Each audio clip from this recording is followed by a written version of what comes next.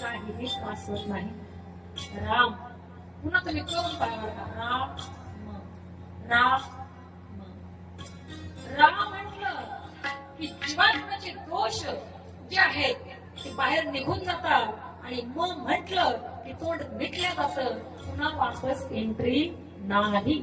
म्हणून राम नाव सर्वात सोपं आणि सर्वात गुणकारक आहे. राम म्हणता रामाची म्हणजे पती बैसवणी पती म्हणजे राम म्हटलं की राम पदाला आपल्याला जाता येतं.